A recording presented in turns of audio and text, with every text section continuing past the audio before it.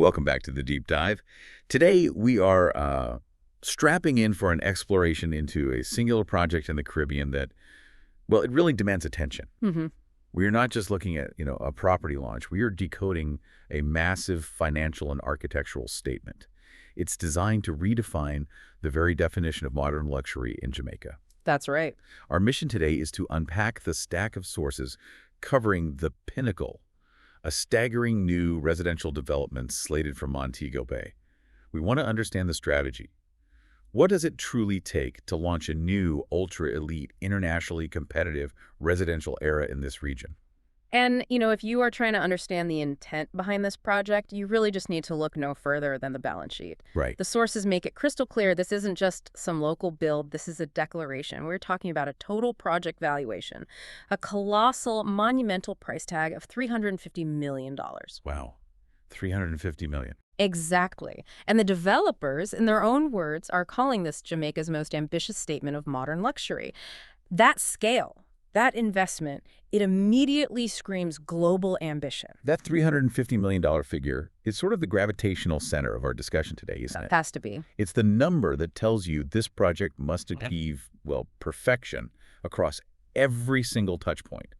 For you, our discerning listener, we are going to distill exactly how this project is being engineered, from the concrete to the concierge, to capture both the discerning, high-net-worth Jamaican buyer and, crucially, the international investor seeking a premium Caribbean address. Yeah, we'll dissect the blueprints, the master plan, and the specific material selections that define its status as an exclusive residential address. But more importantly, we're trying to go beyond just the glossy brochures here. We'll analyze the strategic trade-offs, present in the pricing structure. We've got a deep dive into 2 specific units coming up and candidly address the necessary caveats and, importantly, the critical sustainability strategies woven into the fabric of such a massive investment in the 21st century. Okay, let's unpack this, starting with the fundamental principle of real estate. Location, location, location. A $350 million development demands a site that is not merely good, but, utterly unique. Absolutely. We know the address is Bogue Road, Montego Bay, St. James, Cornwall County. But tell us, what makes the physical geography of this specific setting so strategically valuable? Well, what's fascinating here is the geographical precision. The Pinnacle rises dramatically from the Reading Peninsula. Okay. So this is not just some roadside lot. It's a distinct landform. And it's positioned perfectly where the vast openness of the Caribbean Sea meets the tranquility of a sheltered lagoon. Ah, okay. So you get both. Exactly. This dual waterfront, access open, ocean dynamism on one side, placid protected waters on the other, that's incredibly rare. It immediately carves out a unique, elevated environment for the residences. So it's not just about the view. It's a two-sided water experience, which must offer vastly different recreational and aesthetic opportunities. Precisely. But what about accessibility? That's always paramount for international luxury clients, Yep. right? How easy is it to get to? Well, the location achieves that delicate, absolutely required balance, absolute privacy combined with utter convenience. Right. The peninsula setting allows the development to feel secluded, an island within an island, as the marketing material actually suggests. Okay, I like that. Island within an island. Yeah. You have natural barriers providing security and serenity. Yet Montego Bay's primary infrastructure is just minutes away. Crucially, the sources emphasize its direct, easy link to Sangster International Airport, Mo Bay. That's key. It is. If you are a high-net-worth individual, the time elapsed between landing your private jet and stepping onto your terrace is a non-negotiable metric of luxury. Absolutely. Frictionless travel. Exactly. This location guarantees rapid transit access, supporting that essential high-security, low-friction entry into the country. Now let's talk sheer scale. Yeah. Because the Pinnacle is, it's fundamentally altering the vista of Montego Bay. The visual impact must be immediate. Oh, it's an unprecedented vertical transformation for this part of the Caribbean. The development features 4 graceful towers, and each one is designed to soar 28 stories high. 28 stories. Yeah. This level of construction, reaching almost 30 stories, isn't just tall. It's a statement of permanence and confidence in the market. They are described as standing like sentinels watching over Montego Bay, dominating the skyline and becoming an immediate, recognizable landmark. Sentinels. Okay.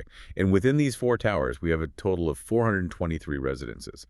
That sounds like a large density, actually, even at this price point. It is a significant number. But they also offer 15 exclusive private villas, scattered along the shoreline. So why that specific combination, the high-rise condos and then these isolated private villas? Is that the key to capturing the entire high-end market?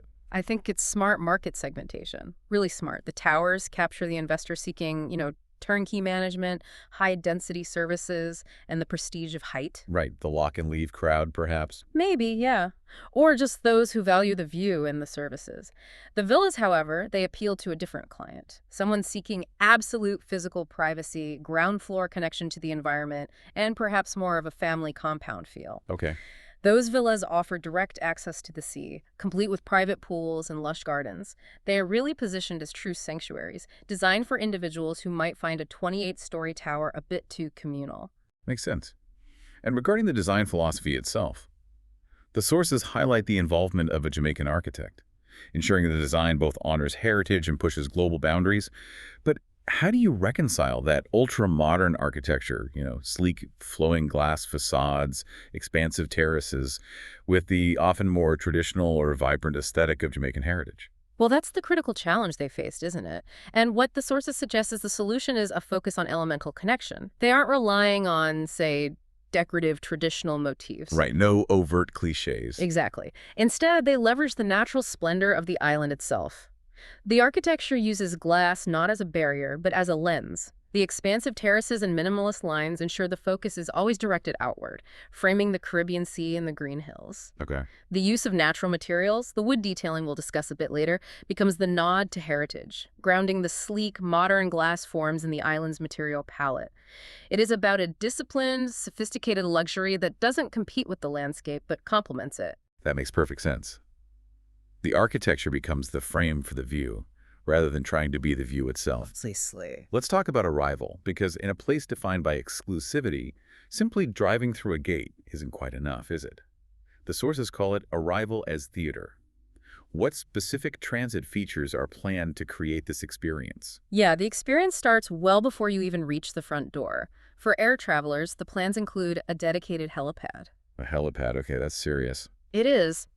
In the ultra-luxury Caribbean market, this isn't just convenience, it's a security and time-saving mechanism. It allows private aircraft passengers to bypass airport congestion and arrive directly on site. And if they approach by water, which, given the location, seems likely for some, then they have the private marina and dock located right at the peninsula's edge. This, according to our sources, is a distinct rarity in Montego Bay residential projects. really? Yeah. Interesting. Yeah. It's designed to beckon yachts, sailboats, and resident tenders. We must consider the operational complexity here, though. A private dock this size implies managing customs and immigration protocols for international yacht arrivals, Wow, yeah. potentially turning the residence into a de facto small port of entry. This level of service transforms the sea into an extension of the resident's driveway, basically. It's about total access control and convenience. Absolutely, signaling that this address is designed for the truly global, mobile citizen. Moving from the monumental structures themselves, let's transition to the internal organization, the master plan. This concept seems crucial. It's conceived as a complete neighborhood referred to as a community in the clouds. Yeah. What does that actually mean in terms of living structure? Well, it implies meticulous planning to avoid that feeling of isolation you can sometimes get in high-rise living. Right, just being stacked up. Exactly. The sources describe green avenues, community spaces, and waterfront promenades stitched together seamlessly. They've engineered connectivity. This isn't just for disparate towers. It's intended as a unified vertical village where residents can move fluidly between their private space, the social spaces, and the outdoor environment. Okay, and the residence variety supports this neighborhood feel, I suppose. Definitely. With 423 units, they really have to cater to a full spectrum of requirements. You move from the intimate, highly efficient one-bedroom apartments, which might be ideal for investors or singles, Sure. all the way up to sprawling five-bedroom penthouses described as the crowns at the very top. The crowns. Yeah, these penthouses are where height, square footage, and, let's be honest, prestige really maximize. And the villas, again, function as that ground-level contrast, offering that direct, instant connection to the Caribbean Sea. Precisely. They are marketed as offering more of a resort-level sanctuary feel, with private pools and large, lush gardens where the tropical environment is your primary neighbor. This residence variety is essential for ensuring liquidity and market longevity, too. They aren't dependent on one very narrow segment of buyer. Okay, let's step inside now. Because for the listener potentially considering an investment, the interiors need to justify that significant price point. Mhm. What specific design characteristics define this ultra-luxury approach? The defining element, I'd say, is space and light. That's facilitated by the open concept layouts paired with those massive floor-to-ceiling glass doors. Right, the glass is everywhere. It has to be. This engineering choice is functional. It captures the maximum natural light and guarantees unobstructed access to the spacious balconies, but it's also strategic. In the Caribbean, blurring the lines between inside and outside is the ultimate luxury. It extends the living space exponentially. And the aesthetic palette needs to work with that environment. I noted the sources emphasize a neutral color palette, beige, white, soft wood tones. Now, while it's calming, does that run the risk of feeling a bit generic? Or is it a calculated choice for the high-end buyer? Oh, it is absolutely a calculated choice. The neutrality creates an airy, tranquil ambiance.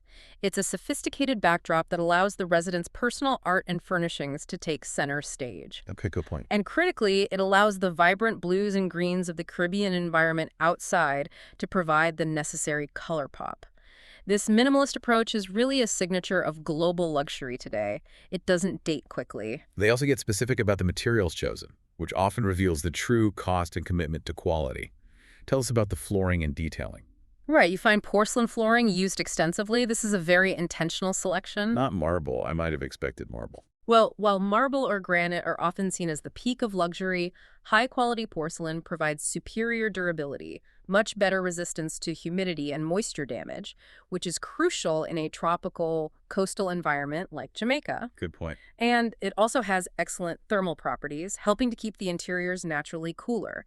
It's a sophisticated material choice that balances elegance with, frankly, robust practicality. That's a great insight into how material selection reflects strategic longevity in this climate. Makes sense. And what about the internal design features? Anything stand out?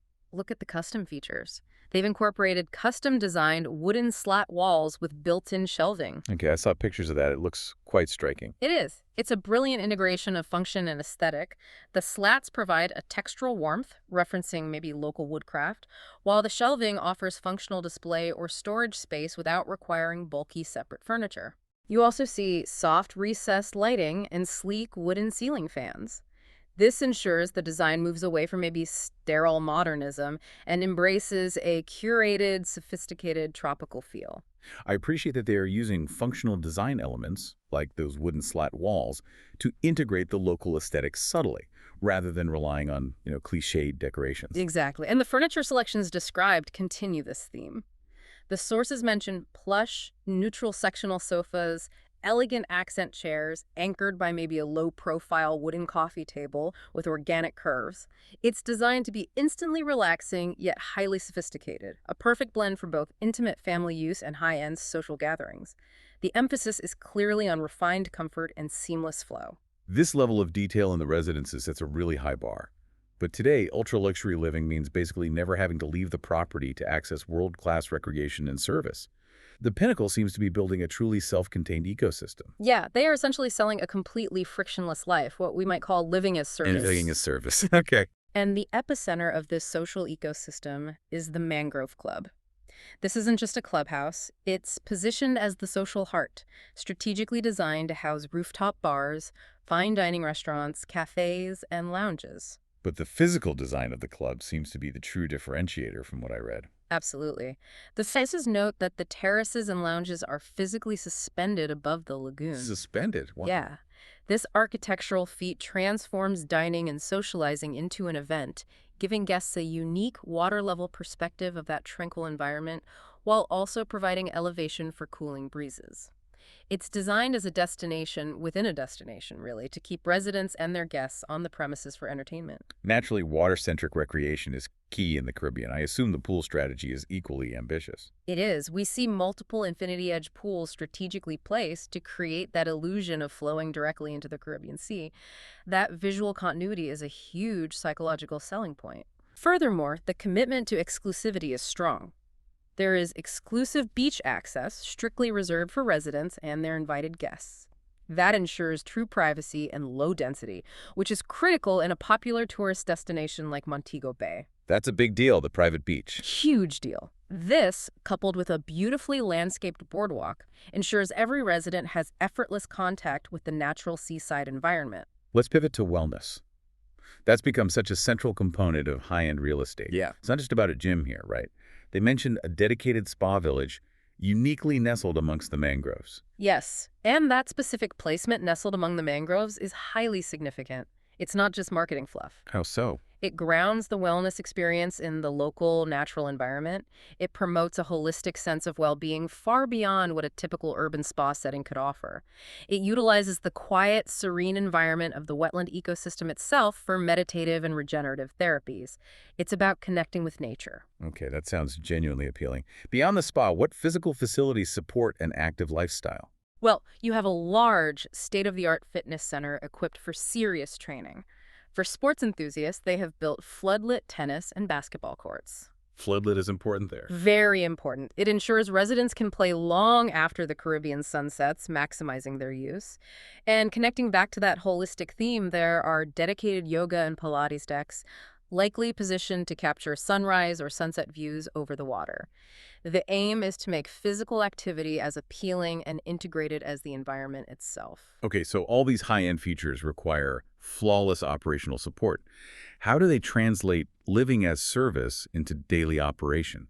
What specific service and security details define this exclusivity? Well, the service model is designed to eliminate daily friction. They promise comprehensive concierge and valet services, and this extends beyond merely parking cars. It includes managing complex travel itineraries, facilitating housekeeping and maintenance, handling personalized requests, essentially acting as a bespoke lifestyle manager for the residents. This is the hallmark of true ultra-luxury.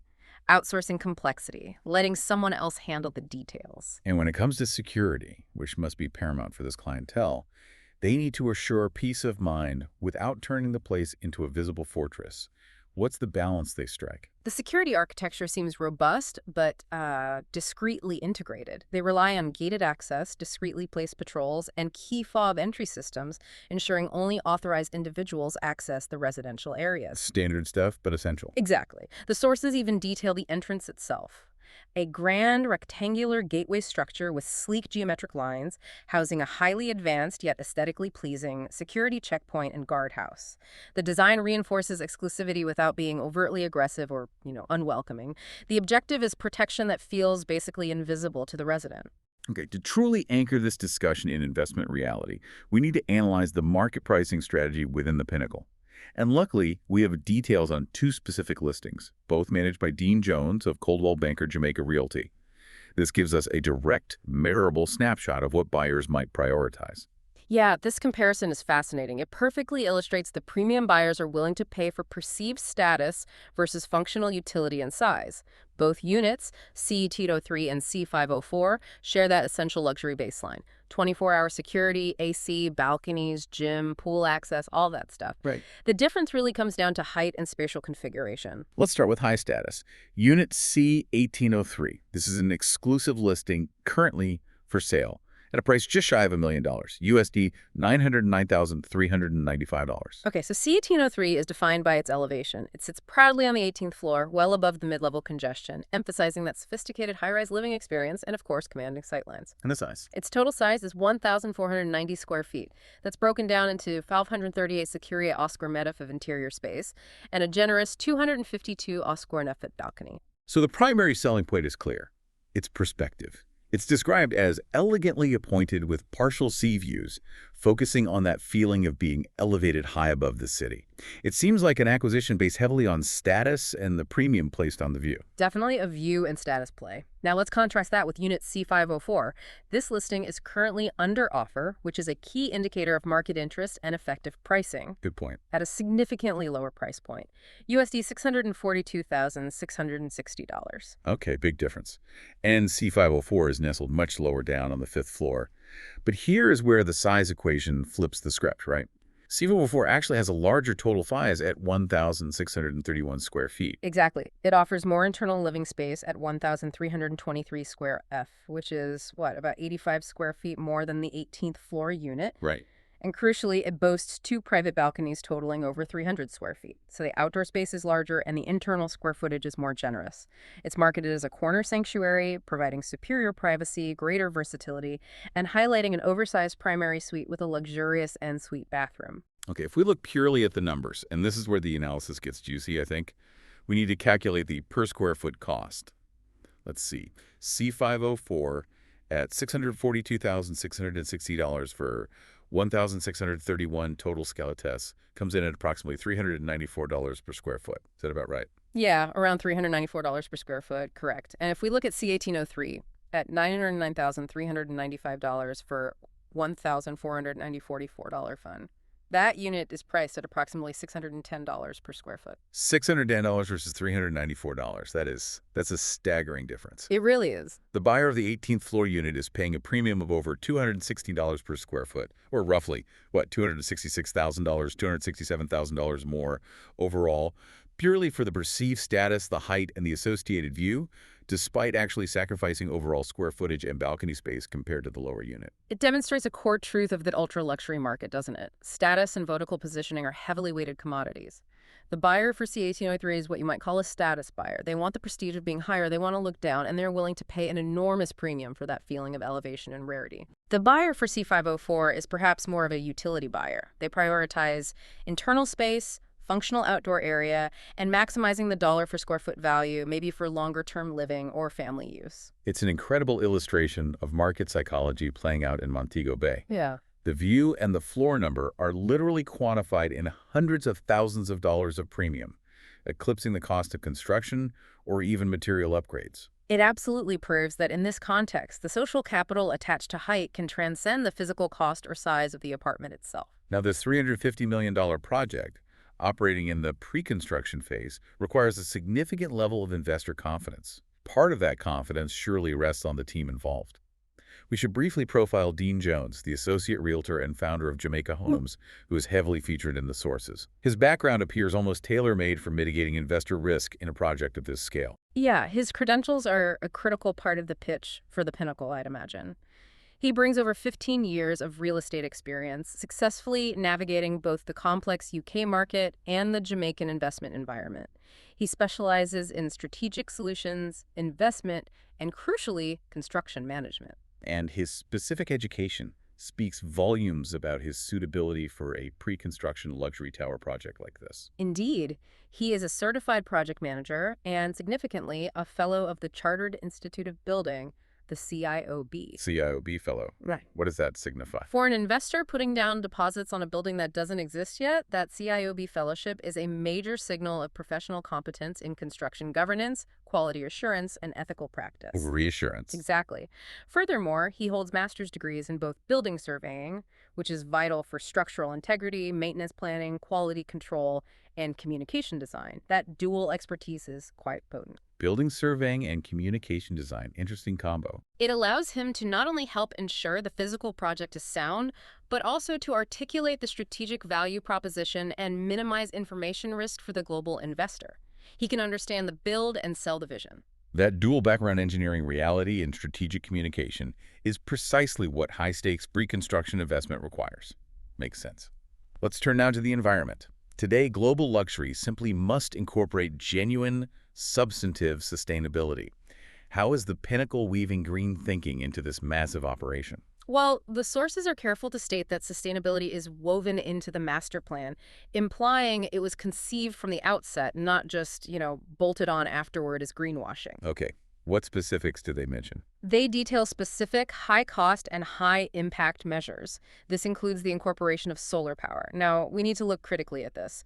Is it solely for common area lighting, or is the intention to perhaps hybrid power elements of the vertical structure itself? Either way, the commitment to solar is a massive investment that cuts long-term operating costs and appeals directly to the eco-aware global buyer. Definitely. What about water management? Always important in island nations. Yes, they are incorporating advanced rainwater harvesting systems. This is critical for reducing the burden on local municipal water sources. Harvested water is typically used for non-potable requirements. irrigating the expansive gardens, maybe flushing toilets, potentially common area cooling systems. This can dramatically lower the project's environmental footprint. Okay. Additionally, they mention eco-conscious parking solutions, which likely involves preferential parking for electric vehicles and almost certainly charging infrastructure. Right, EV charging is becoming standard now at this level. It has to be. Beyond the infrastructure, there's the environmental commitment to the physical site itself. How so? Yes. The master plan dictates the seamless integration of green spaces and waterfront preservation. This isn't just basic landscaping.